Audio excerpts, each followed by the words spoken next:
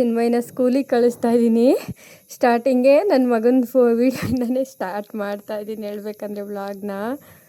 So weak of ಆಯ್ತಾ ಇವತ್ತು ನನಗೆ. ಮಾರ್ನಿಂಗೇ ಒಳ್ಳೆ ವೈಬಲ್ ಎದ್ದಿದ್ದೀನಿ ಇವತ್ತು. ಸೊ ಚಿನ್ನನು ಸ್ಕೂಲ್ಗೆ ಹೋದ, ಅಮ್ಮನೂ ಕೆಲ್ಸಕ್ಕೆ ಹೋಯ್ತು, ಯಾರೂ ಇಲ್ಲ ಮನೆಯಲ್ಲ ಆಯಿತಾ. ಮನೆ ಕೆಲಸ ಎಲ್ಲ ಹಂಗೆ ಐತೆ. ಸೊ ಒಂದು ಕಪ್ ಕಾಫಿ ಕುಡಿದೆ ಇವಾಗ ಒಂದು ಕಪ್ ಕಾಫಿ ಕುಡಿದು ಬೇರೆ ಕೆಲಸಗಳನ್ನ ಸ್ಟಾರ್ಟ್ ಮಾಡಬೇಕು ಇವಾಗ. ಸೊ ಆಯಿಲ್ ಅಪ್ಲೈ ಮಾಡಿದ್ದೀನಿ ಹೇಳ್ಬೇಕಂದ್ರೆ ತಲೆ ನೋವ್ತಾ ಇತ್ತು ಯಾಕೋ ಜಾಸ್ತಿ. ಸೊ ಆಯಿಲ್ ಅಪ್ಲೈ ಮಾಡಿ ಇವಾಗ ಮನೆ ಕೆಲಸ ಮಾಡ್ಕೊಬೇಕು. ಬಟ್ಟೆ ಒಗ್ದಿದ್ದೀನಿ, ಒಣಗಾಕಿ ಬರಬೇಕು. ಇನ್ನು ಸುಮಾರು ಕೆಲಸ ಇದೆ, ಪೂಜೆ ಮಾಡಬೇಕು, ಮನೆ ಒರೆಸ್ಬೇಕು, ಎಲ್ಲ ಕೆಲಸ ಇದೆ ಹೇಳ್ಬೇಕಂದ್ರೆ. ಸೊ ಎಲ್ಲನೂ ಮುಗಿಸ್ಕೋಬೇಕು.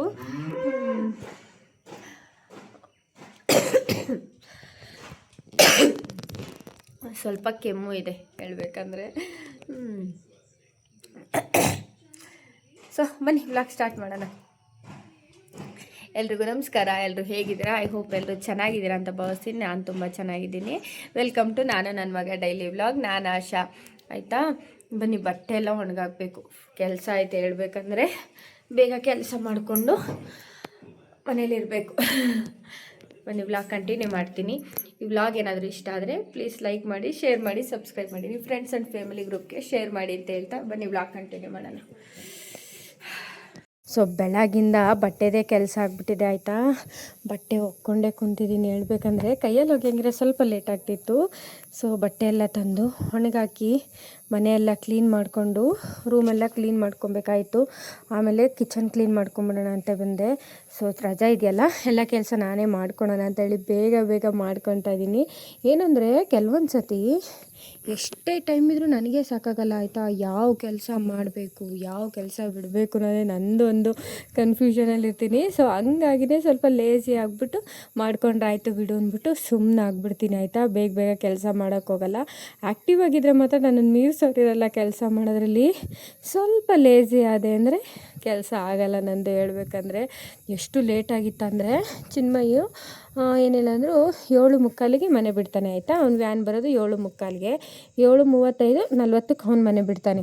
ಸೊ 8:15ವರೆಗೂ ಸುಮ್ಮನೆ ಕುಂತಿದ್ದೀನಿ ನಾನು, ಏನು ಕೆಲಸ ಮಾಡಿಲ್ಲ ಹೇಳ್ಬೇಕಂದ್ರೆ. ಗೊತ್ತಿಲ್ಲ, ಲೇಸಿನೆಸ್ ಅಲ್ಲ, ಸುಮ್ಮನೆ ಕುಂತಿದ್ದೀನಿ ಹೇಳ್ಬೇಕಂದ್ರೆ. ನಾನು ಬಿಡೋ ಹೊತ್ತಾಗ ಹೋಗಲಿ ಮಾಡ್ಕೊಂಡ್ರಾಯ್ತು ನಮ್ಮ ಮೈಂಡ್ ಒಂದಾದರೆ. ಸೊ ಮಾಡಲೇಬೇಕಲ್ಲ, ಬೇಗ ಮಾಡಿಬಿಟ್ಟು ರೆಸ್ಟ್ ಮಾಡು. ನಮ್ಮ ಮೈಂಡು ಒಂದೇ ಥರ ಇತ್ತು.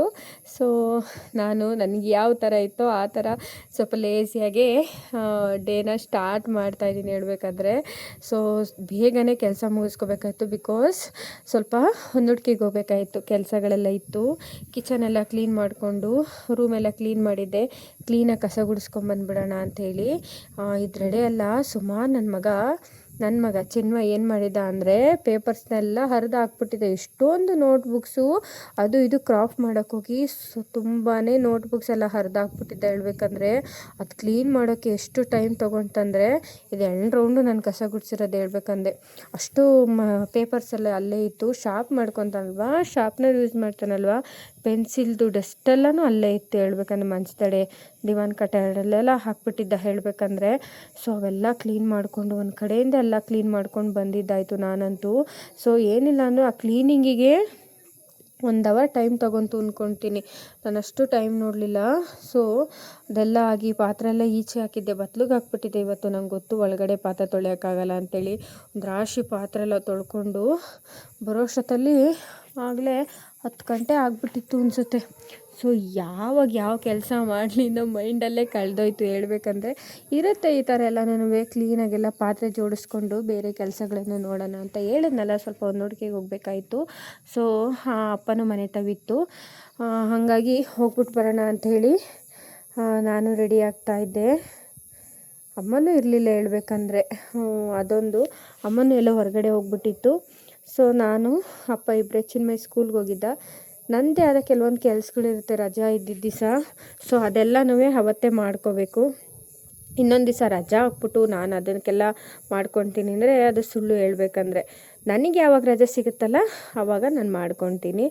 ಆದಷ್ಟು ಆವಾಗಲೇ ನಾನು ಕೆಲಸಗಳನ್ನು ಮುಗಿಸ್ಕೊತೀನಿ. ಇಲ್ಲೂ ಅಷ್ಟೇ 12 ಗಂಟೆ ಆಗಿತ್ತು ಅನಿಸುತ್ತೆ. ಇನ್ನೂ ಲೇಟಾಗಿತ್ತೋ ಏನೋ ಗೊತ್ತಿಲ್ಲ, ಎಲ್ಲ ಕೆಲಸ ಮುಗಿಸೋ ಅಷ್ಟೊತ್ತಲ್ಲಿ ನಾನು ಅವಾಗ ತಾನೇ ಮುಖ ತೊಳ್ಕೊಂಡು ಬಂದೆ. ತಲೆ ತುಂಬ ಹಳ್ಳೆಣ್ಣೆ ಹಚ್ಕೊಂಡ್ಬಿಟ್ಟಿದ್ದೆ, ಬಿಕಾಸ್ ನನಗೆ ಕಣ್ಣೆಲ್ಲ ನೋವಾಗ್ಬಿಟ್ಟಿತ್ತು, ತಲೆ ನೋವಾಗಿತ್ತು. ಸೊ ಹಾಗಾಗಿ ತಲೆ ತುಂಬ ಎಣ್ಣೆ ಹಾಕ್ಕೊಂಡ್ಬಿಟ್ಟಿದ್ದೆ.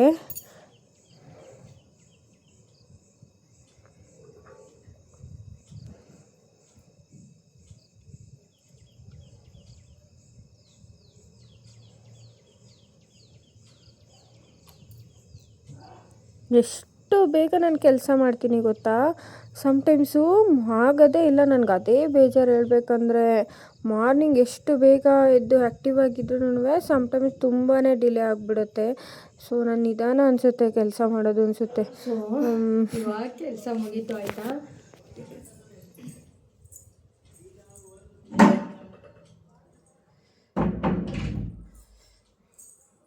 ಸೊ ಏನಂದರೆ ಇವಾಗ ಕೆಲಸ ಮುಗೀತು, ಇವಾಗ ಟಿಫನ್ ಮಾಡಬೇಕು. ಅಮ್ಮ ಕೆಲಸ ಮಾಡ್ತಿತ್ತಲ್ಲ ಆ ಕಂಪ್ನಿ ತಗೋಯ್ತು.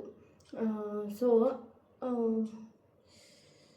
ಎಲ್ಲೈತೆ ಅನ್ನೋದೇ ಗೊತ್ತಾಗಲಿಲ್ಲ. ಫೋನ್ ಮಾಡಿ ಕೇಳಿಬಿಟ್ಟು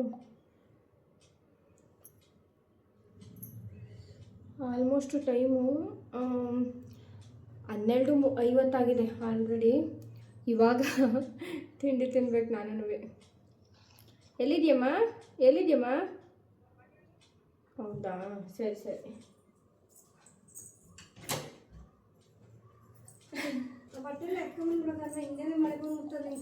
ಬರ್ತೀನಿ, ಇವಾಗ ಬಾಕ್ಲಾಗ್ತೆ 1 ಗಂಟೆ. ಸೊ ಇವಾಗ ಬಂತು ನಮ್ಮಮ್ಮ ಆಯಿತಾ. ಅಯ್ಯೋ ಏನು ತಂದೆ? ಏನು ತರಲಿ? ಏನಾಯ್ತು ಹೋಗಿದ್ದು ಕೆಲಸ? ಸಕ್ಸಸ್ಸು. ಅಮ್ಮ ಹೇಳ್ದಂಗೆ 12:30 ಆಗಿಬಿಟ್ಟಿತ್ತು. ಸೊ ಅವಾಗ ನಾಷ್ಟ ಮಾಡ್ತಾಯಿದ್ದೀನಿ ನಾನೆಲ್ಲ ಕೆಲಸ ಮುಗಿ ಫ್ರೆಶ್ ಅಪ್ ಆಗಿ ನಾನು ನಾಷ್ಟ ಮಾಡೋ ಅಷ್ಟೊತ್ತಲ್ಲಿ ಟೈಮ್ ಆಗೇ ಹೋಗ್ಬಿಡುತ್ತೆ. ಅಷ್ಟೊತ್ತಿಗಾಗಲೇ ಒಂದು ರೌಂಡ್ ಬಟ್ಟೆ ಒಣಗಿದ್ದು ಎತ್ಕೊಂಡು ಬಂದು ಹೇಳಿದ್ನಲ್ಲ ಸ್ವಲ್ಪ ಒಂದೊಟ್ಟಿಗೆ ಹೋಗ್ಬೇಕು ಅಂತ. ಇದೇ ರೀಸನ್ಗೆ ಚಿನ್ನು ಸೈಕಲ್ಲು ತೊಗೊಂಡು ಅಲ್ಲೇ ಆಲ್ಮೋಸ್ಟ್ ಒಂದು 4 months ಆಯಿತು. ಅವ್ನು ಸೈಕಲ್ ತುಳಿದು ತುಂಬಾ ಕಮ್ಮಿ. 1 ವೀಕ್ ಸೈಕಲ್ ತುಳಿದ್ನೋ ಇಲ್ಲ 10 days ಸೈಕಲ್ ತುಳಿದ್ನೇನೋ ಅಷ್ಟೇ. ಅವನು ಸೈಕಲ್ಲೇ ತುಳಿಲಿಲ್ಲ, ಬಿಕಾಸ್ ಅವ್ನು ಸೈಕಲ್ ಬೇಗ ಹಾಳು ಮಾಡ್ಕೊಂಡ್ಬಿಟ್ಟ. ಸೊ ಹಂಗಾಗಿ ಅವನು ರಿಪೇರಿ ಮಾಡಿಸ್ಕೊಡೋಣ ಪಾಪ, ಮನೆ ತವಿದ್ರೆ ತುಳಿತಾನೆ ಅನ್ನೋ ಒಂದು ರೀಸನ್ಗೆ ಸೈಕಲ್ ಅಪ್ಪನ ಮನೆ ತವಿತ್ತಲ್ಲ ರಿಪೇರಿ ಮಾಡಿಸೋಣ ಅಂದ್ಬಿಟ್ಟು ನಾನು ಅಪ್ಪ ಹೋಗ್ತಾಯಿದ್ದೀವಿ. ಗಾಡೀಲಿ ಹಾಕೊಂಡು ಹೋಗೋಕ್ಕೆ ಅಂದರೆ ಒಬ್ಬರು ಇದ್ದರೆ ಹೆಂಗೆ ತೊಗೊಂಡೋಗ್ಲಿ. ಸೊ ಹಂಗಾಗಿ ಇಬ್ಬರು ಇದ್ವಲ್ವ, ಅಪ್ಪನಿಗೂ ಹೇಳಿದೆ. ಸೊ ಅಪ್ಪ ಒಂಚೂರಿಗೆ ಹಿಡ್ಕೊಳಪ್ಪ ಅಂತೇಳಿ ತೊಗೊಂಬಂತಿಲ್ಲಿ ನಾನು ಹುಡುಕಿಗೆ ಬಂದು ಅದೇನೋ ಬ್ರೇಕಿಂದು ವೈರೆಲ್ಲ ಹೋಗ್ಬಿಟ್ಟಿದೆ, ಕೇಬಲ್ ವೈರು ಅಂತೂ. ಚೆನ್ನಾಗಿದೆ ವೈರು, ಸೈಕಲೆಲ್ಲ ತುಂಬ ಚೆನ್ನಾಗಿದೆ, ಪಾಪು ಹಾಳು ಮಾಡ್ಕೊಂಬಿಟ್ಟಿದ್ದಾನೆ ಅಂತಂದ್ರೆ ಅವರುನು. ಸೊ ಅದೆಲ್ಲ ಕೇಬಲೆಲ್ಲ ಹಾಕ್ಕೊಡ್ತು ಅವಣ್ಣ. ಹೇಳ್ಬೇಕಂದ್ರೆ ಅದೆಲ್ಲ ಹಾಕ್ಕೊಂಡು ಅಲ್ಲೇನೇ ನಾ ಅಪ್ಪಂಗೆ ಬೇಲ್ಪುರಿ ಅಂದರೆ ತುಂಬ ಇಷ್ಟ ಆಯಿತಾ. ಬಾರಪ್ಪ ತಿನ್ನು ಅಂತ ಅಂದೆ. ಅಪ್ಪ ಬೇಡ ಅಂತೂ ಊಟ ಮಾಡಿತ್ತು, ಆದರೂ ಪರವಾಗಿಲ್ಲ ಬಾರಪ್ಪ ಅಂತೇಳಿ ಅಪ್ಪ ಹಂಗೂ ಬೇಡ ಹೊಟ್ಟೆ ತುಂಬಿದೆ ನನಗೆ ಅಂತ ಹೇಳಿ 1 ಪ್ಲೇಟ್ ಮಸಾಲೆ ತಂತು. ನಾನು 1 ಪ್ಲೇಟ್ ಮಸಾಲೆ ತೊಗೊಂಡು ತಿಂದಿದ್ದಾಯಿತು. ನಮಗಂತೂ ಹೊರ್ಗಡೆ ಹೋದರೆ ಫ್ಯಾಮಿಲಿ ಜೊತೆ ಏನಾದರೂ ತಿನ್ನಬೇಕಂತ ಅನಿಸುತ್ತೆ. ಸೊ ಅದೆಲ್ಲ ತಿಂದ್ಕೊಂಡು ನಾನು ಮನೆಗೆ ಬಂದಿದ್ದು. ಮನೆಗೂ ಪಾರ್ಸಲ್ ತೊಗೊಂಡು ಬಂದೆ. ಏನಂದರೆ ನನ್ನ ಮಗನ ಖುಷಿಗೆ ಬರವೇ ಇಲ್ಲ, ಅಷ್ಟು ಖುಷಿ ಪಡ್ಬೇಕಂದ್ರೆ ಸೈಕಲ್ನ ಸೈಕಲ್ ತುಳಿಯೋಕೆ ಬರಲ್ಲ ಆಯಿತಾ.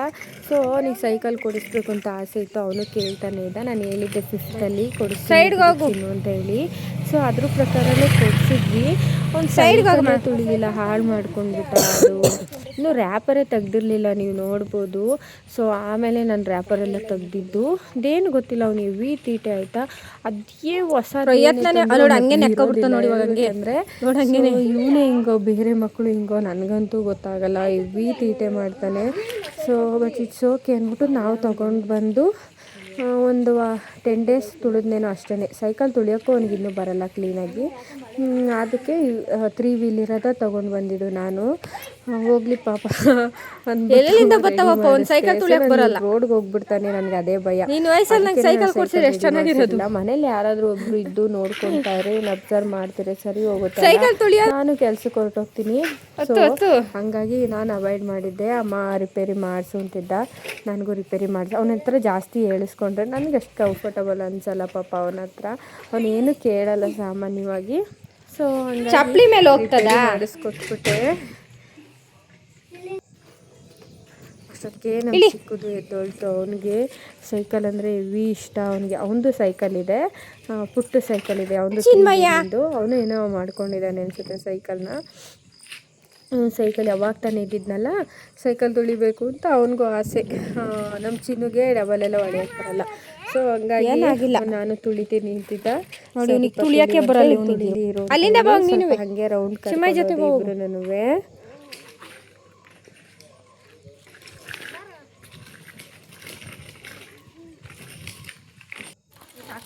ಆಮೇಲೆ ಇವನು ಸ್ವಲ್ಪ ಆಟ ಮಾಡ್ತಿದ್ನಲ್ಲ, ಇವನಿಗೂ ಸ್ವಲ್ಪ ಸೈಕಲ್ ಆಡಿಸ್ಬಿಡ್ತಾನೆ. ಸೈಕಲ್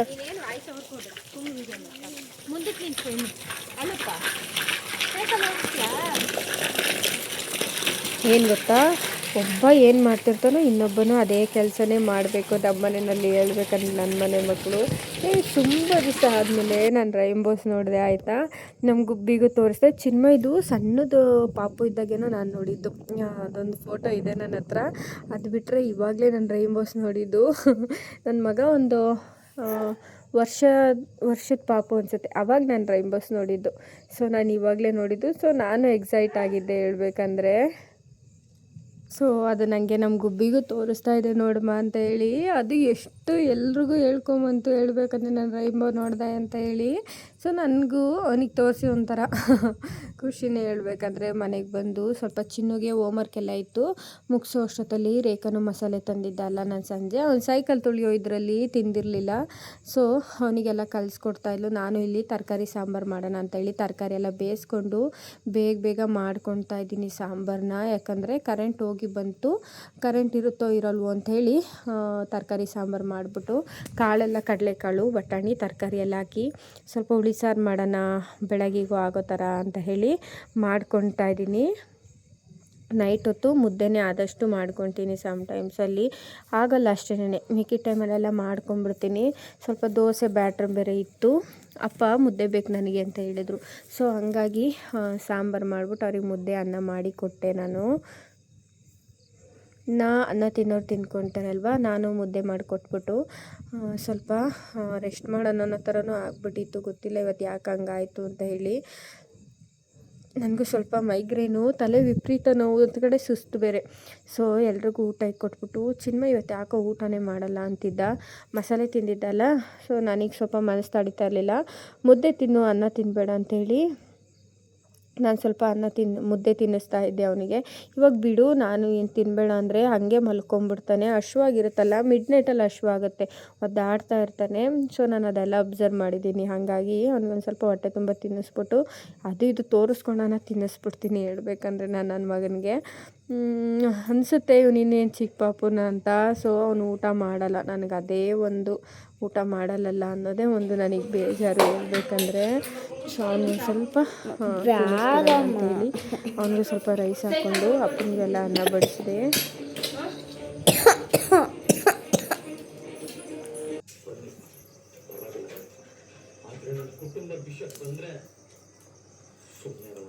ನಮ್ಮ ಅಪ್ಪನೂ ಬೈಯುತ್ತೆ ಆಯಿತಾ. ಸೊ ಅವ್ನಿಗೆ ಕೊಡು, ಅವ್ನು ತಿಂತಾನೆ ಅಂತ ಹೇಳಿ. ಸೊ ಇವು ತಿನ್ನಲ್ಲ ನನ್ನ ಮಗ. ಹೆಂಗೆ ಅಂದರೆ 2 ಹೊತ್ತು ಊಟ ಹಾಕಲಿಲ್ಲ ಅಂದ್ರೂ ಊಟ ಇಟ್ಕೊಡಮ್ಮ ಅಂತ ಕೇಳೋನಲ್ಲ ಅವನು. ಸೊ ಕೆಲವೊಂದು ಸತಿ ಹಶ್ವಾದರೆ ತಿಂತಾನೆ, ಕೆಲವೊಂದು ಸತಿ ಅಂತೂ ತಿನ್ನೋದೇ ಇಲ್ಲ. ಸೊ ನಾನೇ ಫೋರ್ಸ್ ಮಾಡಿ ತಿನ್ನಿಸ್ಬೇಕು. ಸೊ ಅತಿ ಅನಿಸುತ್ತೆ ಒಂದೊಂದು ಸತಿ, ಬಟ್ ಏನು ಮಾಡೋದಲ್ವ, ಟಯರ್ಡ್ ಆಗ್ತಾನೆ ಅನ್ನೋ ಒಂದು ರೀಸನ್ಗೆ ನಾನು ತಿನ್ನಿಸ್ತೀನಿ ಅವನಿಗೆ. ಇನ್ನೂ ಒಂದೇನೆಂದರೆ ಅವನೇನಾದರೂ ಊಟ ಮಾಡಿಲ್ಲ ಅಂದರೆ ನಮಗೂ ಊಟ ಮಾಡೋಕ್ಕೆ ಮನಸ್ಸಿರಲ್ಲ. ಸೊ ಹಂಗಾಗಿ ಸ್ವಲ್ಪ ಆದರೂ ತಿನ್ನಿಸೋಣ ಅನ್ನೋ ಥರನೂ ಅನಿಸುತ್ತೆ. ನಾನು ಕೆಲವೊಂದು ಸತಿ ನಾನು ಟಯರ್ಡ್ ಆಗಿದ್ರೆ ಒಂದೊಂದು ಸತಿ ಬೈದೇ ಬಿಡ್ತೀನಿ ಹೇಳ್ಬೇಕಂದ್ರೆ. ಮಿಕ್ಕಿ ಟೈಮು ಸಮಾಧಾನ ಮಾಡಿ ತಿನ್ನಿಸ್ತೀನಿ. ಅವನಿಗೆ ತಿನ್ನಿಸಿ ನಾನು ಸ್ವಲ್ಪ ಫ್ರೆಶ್ ಅಪ್ ಆಗಬೇಕಾಯ್ತು, ಹೇಳಿದ್ನಲ್ಲ ಹಳ್ಳೆಣ್ಣೆ ಹಚ್ಕೊಂಡ್ಬಿಟ್ಟಿದ್ದೆ. ಸೊ ಅವನಿಗೆ ತಿನ್ನಿಸಿ ನಾನು ಸ್ನಾನ ಎಲ್ಲ ಮಾಡ್ಕೊಂಡು ಬಂದೆ. ಅಷ್ಟೊತ್ತಿಗೆ ನಮ್ಮ ಗುಬ್ಬಿ ಹೋಮ್ವರ್ಕ್ ಬರ್ಕೊಳ್ತಾ ಇದ್ದೆ ಹೇಳ್ಬೇಕಂದ್ರೆ.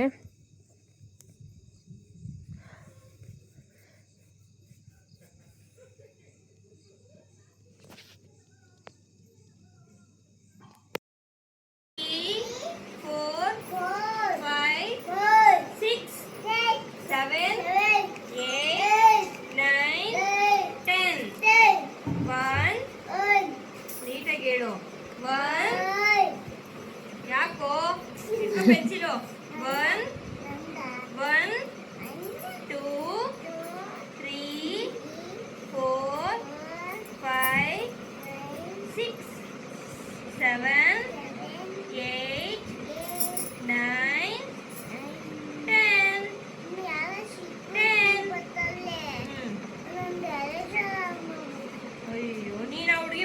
ಕೋತಿ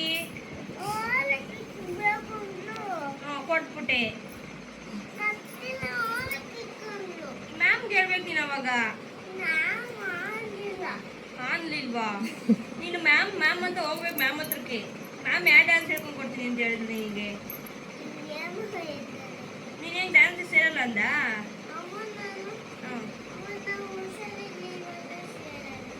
ಏನು ಹುಚ್ಚಾಡಿ ಇಲ್ಲ ಅದೇ ಒಂದು ರೀಸನ್ ಹೇಳ್ಬೇಡ ಮಗಳೇ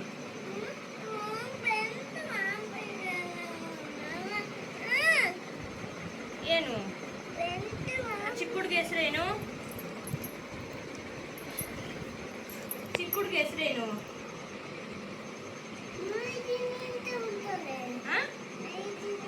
ರೈದಿನಿ ಹೆಸರು ಚೆನ್ನಾಗೈತೆ ಹುಡುಗಿ ಚೆನ್ನಾಗೋಳ ಹೆಂಗೋಳೆ ಬೆಳ್ಳಗೋಳ ಕರ್ಗೋಳ ಕರ್ಗೋಳ ಇವಾಗ ಬೆಳಕನಪ್ಪ ಬೆಳಗಿದ್ರೆ ಹೇಳು ಬೆಳಗಿಲ್ವಾ ನಿನ್ ಕಲರು ಇಲ್ವಾ ಮಗ್ಲೇ ಮತ್ತೆ ಬ್ಲೂ ಕಲರ್ ಅವಳೆ ಯಾರ ಫೋಟೋ ಕಳ್ಸಕ್ಕೆ ಮ್ಯಾಮ್ಗೆ ಒಂದಾರ ಹೆಂಗೋಳೆ ಅಂತ ನೋಡ್ತೀವಿ ಏನು ಲೆಟರ್ ಹೇಳಿದ್ ಬೈತ ನೀನು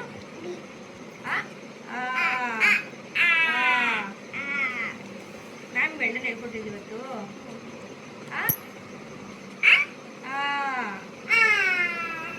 ಜಾಸ್ತಿ ಆಗಿಲ್ಲ ಅಂತ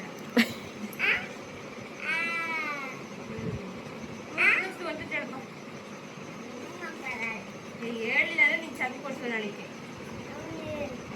ಒನ್ ನೀನು ಹೇಳ ನನಗೆ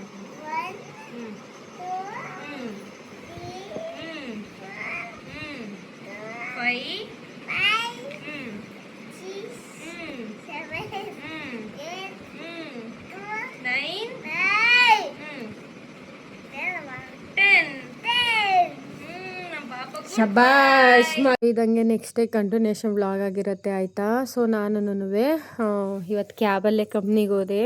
ಸೊ ಅಪ್ಪ ಗಾಡಿ ಬೇಕು ಅಂತ ಹೇಳ್ತು. ಸೊ ಓಕೆ ಕಂಪ್ನಿಗೆ ಗಾಡಿನಲ್ಲಿ ಹೋಗಲಿಲ್ಲ, ಕ್ಯಾಬಲ್ಲಿ ಹೋಗಿ ಸೊ ರಿಟರ್ನ್ ಹಂಗೆ ಕ್ಯಾಬಲ್ಲೇ ಬಂದೆ. ಇಲ್ಲಿಂದ ಶಾರದಾ ಕ್ರಾಸಿಂದ ಪಿಕ್ ಮಾಡಿದ್ರು ಹೇಳ್ಬೇಕಂದ್ರೆ. ಸೊ ಮನೆಗೆ ಬಂದರೆ ನಮ್ಮ ಮನೆಯಲ್ಲಿ ಬಿಸಿಯಾಗಿ ಅಡುಗೆ ಮಾಡಿ ಇಟ್ಬಿಟ್ಟಿದ್ರು ಹೇಳ್ಬೇಕಂದ್ರೆ.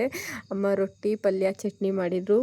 ಬಿಸಿ ಊಟ ಚಳೀಲಿ ಬಂದಿದ್ಕೂ ಮುಖ ತೊಳೆದಿದ ತಕ್ಷಣ ಬಷ್ಟು ಬಂದ್ಬಿಟ್ಟೆ ಊಟ ಮಾಡಿಬಿಡೋಣ ಅಂಥೇಳಿ. ಸೊ ನಾನು ಬರೋದೇ ತಡ, ಅಮ್ಮ ಬಿಸಿ ರೊಟ್ಟಿ ಮಾಡಿಕೊಡ್ತು ತಿಂದು. ಇವತ್ತು ನೀರು ಬೇಡ ಬಿಟ್ಟಿದ್ರು, ನೀರು ಹಿಡಿತಾಯಿದ್ರು.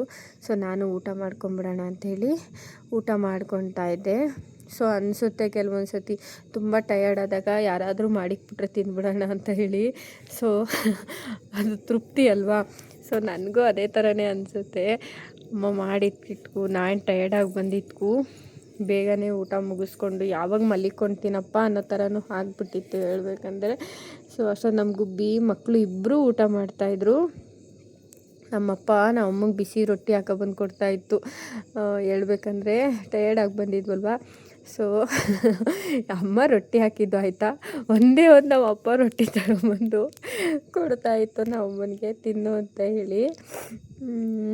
ನನ್ನ ಮಗಂದೇನೋ ಸ್ವಲ್ಪ ಸ್ಟಂಟ್ ನೋಡಿಕೊಂಡು ಕುಂತಿದ್ವಿ. ಸೊ ಚಿನ್ನುಗೆ ಸ್ವಲ್ಪ ವೈಟ್ ಪ್ಯಾಂಟ್ ಬೇಕಿತ್ತು, ವೈಟ್ ಆ್ಯಂಡ್ ವೈಟಲ್ಲಿ ಬೇಕಿತ್ತು. ದಾಬಸ್ಪೇಟೆಗೆ ಬಂದಿದ್ವಿ ಹೇಳ್ಬೇಕಂದ್ರೆ. ಎಷ್ಟು ಅಂಗಡಿ ಹುಡುಕಿದ್ದೀನಿ ಗೊತ್ತಾ ನಾನು ದಾಬಸ್ಪೇಟೆಯಲ್ಲಿ. ಅವ್ನ ಸೈಜು ಪ್ಯಾಂಟೇ ಸಿಕ್ಕಿಲ್ಲ ನನಗೆ. ಅದರಲ್ಲೂ ಮಕ್ಕಳ ಸೈಜ್ ಅಂತೂ ವೈಟ್ ಪ್ಯಾಂಟೇ ಇಲ್ಲ ಅಂದರು. ಒಂದು ಅಂಗಡಿ ಅಲ್ಲ, ತುಮಕೂರು ರೋಡು, ಹಾಗಲಕುಪ್ಪೆ ರೋಡು, ಅಲ್ಲಿ ದಾಬಸ್ಪೇಟೆಯಲ್ಲಿ ಎಷ್ಟೆಷ್ಟಿದೆಯಲ್ಲ ಮೇಜರ್ ರೋಡ್, ಎಲ್ಲ ಸಂದಿಗೊಂದಿ ಎಲ್ಲ ಹುಡುಕ್ಬಿಟ್ವಿ ಹೇಳ್ಬೇಕಂದ್ರೆ. ಒಂದು ಪ್ಯಾಂಟ್ ಸಿಗಲಿಲ್ಲ ನನ್ನ ಮಗನಿಗೆ. ಸೊ ಅಮ್ಮನವೆಲ್ಲ ಸ್ವಲ್ಪ ಬಟ್ಟೆಗಳೆಲ್ಲ ಇದ್ದು ಆಲ್ಟ್ರೇಷನಿಗೆ ಕೊಟ್ಟಿದ್ವಿ, ಅದೆಲ್ಲ ಇಸ್ಕೊಂಡು ಇಲ್ಲಿ ನನ್ನ ಫ್ರೆಂಡ್ ಬೇರೆ ಸಿಕ್ಕಿಲ್ಲಲ್ವ. ಸೊ ಅವನ ಜೊತೆ ಸ್ವಲ್ಪ ಟೈಮ್ ಸ್ಪೆಂಡ್ ಮಾಡಿ ಅವ್ರ ಜೊತೆ ಸ್ವಲ್ಪ ಟೈಮ್ ಸ್ಪೆಂಡ್ ಮಾಡಿ ಅಲ್ಲೂ ಒಂದು ಪ್ಲೇಟ್ ತಿಂದೆ. ಅನಿಸುತ್ತೆ ಎಷ್ಟು ತಿಂತಾರೆ ಇವರು ಅಂತ ಹೇಳಿ. ಯಾವಾಗಲೂ ನಾವು ಫ್ರೆಂಡ್ಸ್ ಜೊತೆ ತಿಂತಾ ಇರ್ತೀವಿ ಹೇಳ್ಬೇಕಂದ್ರೆ. ಅಲ್ಲಿ ಸ್ವಲ್ಪ ಮಸಾಲೆ ತಿಂದ್ಕೊಂಡು ಅಲ್ಲಿ ಕೆಲವೊಂದು ಮಾತುಗಳನ್ನು ಆಡ್ಕೊಂಡು, ಫ್ರೆಂಡ್ಸ್ ಜೊತೆಲಿದ್ದಾರೆ ಅಂದರೆ ಯೂಸ್ಫುಲ್ಲಾಗಿರೋ ಥರ ಏನು ಮಾತು ಬಂದಿರಲ್ಲ. I know that. ಸ್ವಲ್ಪ ಯೂಸ್ಲೆಸ್ಸೇ ಕೆಲವೊಂದು ಮಾತನ್ನು ಮಾತಾಡಿ ಅವಳನ್ನು ನಾವು ಅವಳ ಮನೆಗೆ ಬಿಟ್ವಿ ಹೇಳ್ಬೇಕಂದ್ರೆ. ಅವಳನ್ನ ಅಲ್ಲಿಗೆ ಬಿಟ್ಟು ನನ್ನ ಬೆಸ್ಟ್ ಫ್ರೆಂಡ್ ಇವಳು ಆಯಿತಾ, ಅವಳನ್ನ ಅಲ್ಲಿಗೆ ಬಿಟ್ಟು ನಾವು ಮನೆಗೆ ಬಂದ್ವಿ. ಸೊ ನೋಡ್ಬೋದು ಈ ಕೆಂಪಮ್ಮನ ದೇವಸ್ಥಾನ. ಇದೇ ರೋಡಲ್ಲೇ ನಾನು ರೇಖಾ ಮನೆಗೆ ಬಂದಿದ್ದು. ತುಂಬಾ ಲೇಟ್ ಆಗಿಬಿಟ್ಟಿತ್ತು, ಆಲ್ಮೋಸ್ಟು 7:15 7:45 ಆಗಿಬಿಟ್ಟಿತ್ತು ಅನಿಸುತ್ತೆ. ಸೊ ನಾವು ಮನೆಗೆ ಬರೋ ಅಷ್ಟೊತ್ತಲ್ಲಿ ಹಂಗೂ ಬೇಗ ಮನೆಗೆ ಹೋಗೋಣ ಅಂದ್ಬಿಟ್ಟು ನೋಡಿದ್ವಿ. ಸೊ ಆಗಲಿಲ್ಲ.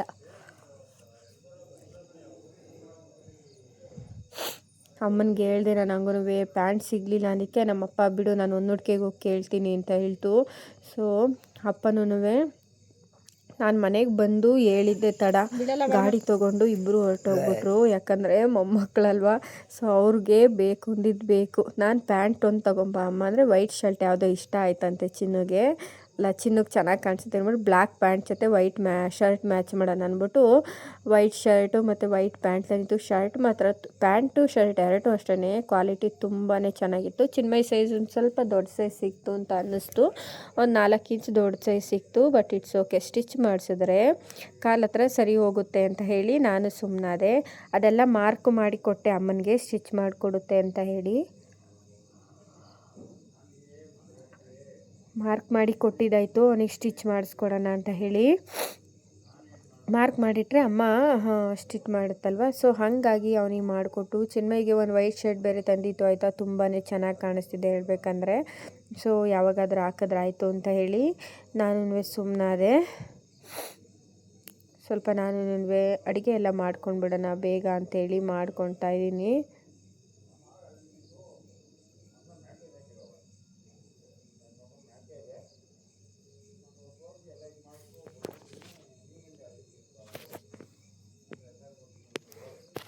ಸೊ ಎಷ್ಟು ಬೇಗ ಅಡುಗೆ ಮಾಡಿಕೊಂಡ್ರು ಸಾಕಾಗಲ್ಲ ಹೇಳಬೇಕಂದ್ರೆ. ನನಗೂ ಟಯರ್ಡ್ ಆಗಿರುತ್ತಾ ಅಡುಗೆ ಮಾಡೋಕ್ಕೆ ಇಂಟ್ರೆಸ್ಟ್ ಇರಲ್ಲ ಸಮ್ಟೈಮ್ಸು, ಅಷ್ಟು ಟಯರ್ಡ್ ಆಗಿರುತ್ತೆ. ಬಟ್ ಮಾಡಲೇಬೇಕಾಗುತ್ತೆ, ಮಾಡಲ್ಲ ಅಂದ್ರೆ ಆಗಲ್ಲ, ಕೆಲವೊಂದು ಸರ್ತಿ ಮಾಡಲೇಬೇಕು. ಸೊ ಎಲ್ಲ ಕೆಲಸ ಮುಗಿಸಿ ನಾನು ಅಡುಗೆ ಮಾಡೋಷ್ಟೊತ್ತಲ್ಲಿ ಆಲ್ಮೋಸ್ಟ್ ಟೈಮ್ ಆಗಿಬಿಟ್ಟಿತ್ತು. ಸೊ ಆದಷ್ಟು ಇವಾಗ ಕಾಳುಗಳನ್ನು ನಾನು ಕನ್ಸ್ಯೂಮ್ ಮಾಡ್ತಾಯಿದ್ದೀನಿ. ನನ್ನ ಮಗನಿಗೂ ಅಷ್ಟೇ ಕಾಳುಗಳನ್ನೆಲ್ಲ ಜಾಸ್ತಿ ತಿನ್ನಿಸ್ತಾ ಇದ್ದೀನಿ ಹೇಳ್ಬೇಕಂದ್ರೆ. ಇವಾಗ ತರಕಾರಿನೂ ತಿನ್ನಿಸ್ತೀನಿ, ಇವಾಗ ಸ್ವಲ್ಪ ಕಾಳುಗಳೆಲ್ಲ ತಿನ್ನಿಸಿದ್ರೆ ಬೆಟರು ಅಂತ ಹೇಳಿ ಕಾಳುಗಳನ್ನು ತಿನ್ನಿಸ್ತಾ ಇದ್ದೀನಿ. ಅಪ್ಪನಿಗೆಲ್ಲ ಅಡುಗೆ ಮಾಡಿಕೊಟ್ಟು ನಾನು ಸ್ವಲ್ಪ ದೋಸೆ ಇಟ್ಟಿತ್ತು. ಸೊ ದೋಸೆ ಮಾಡ್ಕೊಂಡ್ಬಿಡೋಣ ಅಂತ ಹೇಳಿ ಮಾಡಿಕೊಂಡೆ. ಇವತ್ತು ದೋಸೆ ಎಲ್ಲ ತಿಂದು ಊಟ ಮಾಡಿ ಮಲ್ಕೊಂಡಿದ್ದಾಯಿತು. ಸೊ ಇದಾಗಿತ್ತು ಇವತ್ತಿನ vlog. Thank you for watching. Bye.